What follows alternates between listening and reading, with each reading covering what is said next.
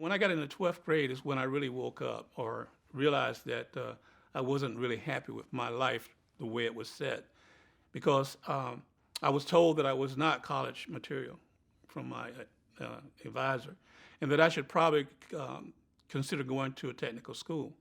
I felt that I didn't want to live my life being a black person or a colored person and having to go into a black bathroom or drink from a black fountain, or go to a restaurant and have to go into the back of the restaurant and eat where the dishwasher is washing the dishes. I didn't think that was right. And this was an opportunity to express myself. I took pride in being an American, but I wanted to be a free American. When the demonstration started and we was told, do not get involved, I remember going down and saying that I wanted to be a part of the demonstration. The first time I did go out to demonstrate or to get involved, I was very scared. One of my responsibilities in the demonstration was I was a marshal. And basically what we did was when there was marching, we would run out and act as a road guard, stop the cars, make sure everybody got across the street safely. If Dr. King was marching or Andrew Young was marching, we'd all get up front and we'd be in that second row. And so if anything should happen and they got attacked, they would fall down in the fetus position. And then we would jump on top as if we were like a football team. And the idea was to cover them, but not to lay your body on them. So we had to build like a pyramid around them, protect them from being hit. After the Civil Rights Act was passed, they wanted us to go out, we went out to test to see if they was gonna apply with the new law. One incident that happened to me that I'll never forget after the Civil Rights Bill passed was we went out to Pappy's. It was a barbecue out on US 1. So once we got out of the car, and as soon as we put our hand on the front door, it was 4 of us, they came from the rear, both sides. They had bats and bricks and all kind of weapons, and they was hollering and making slurs. And so naturally we start running. I ran in the woods and I'm sitting in there hiding. I must have been in there at least 2-3 hours, before I figured, well, maybe it's safe to kind of come out. When I came back out onto the open of US 1, I looked over and I saw a highway patrol car.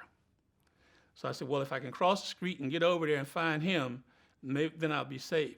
So I go over, when I get there to the restaurant, there's a repair shop, auto repair shop right next door to the restaurant.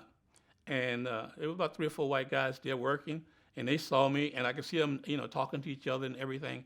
So I go into the restaurant. When I walk into the restaurant, the state trooper is sitting there eating right at the door. And the manager sees me, he runs up the door. What do you want? What do you want? I said, well, I want to talk to the state trooper.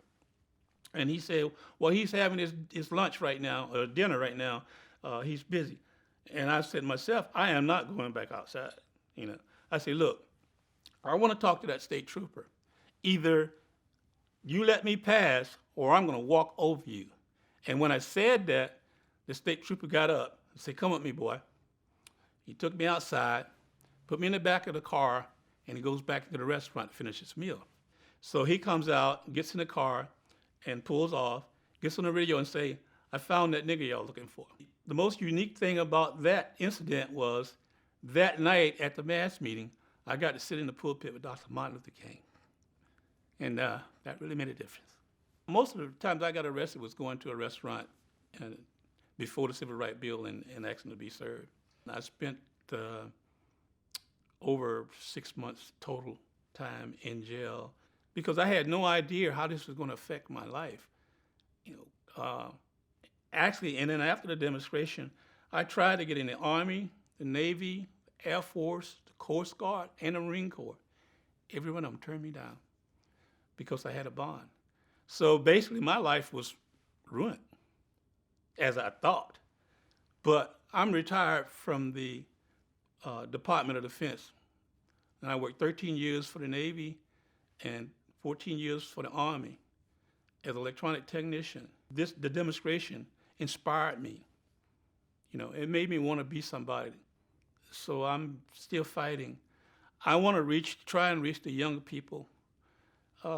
my belief is if you don't know your history or where you came from, there's no way you can survive the future.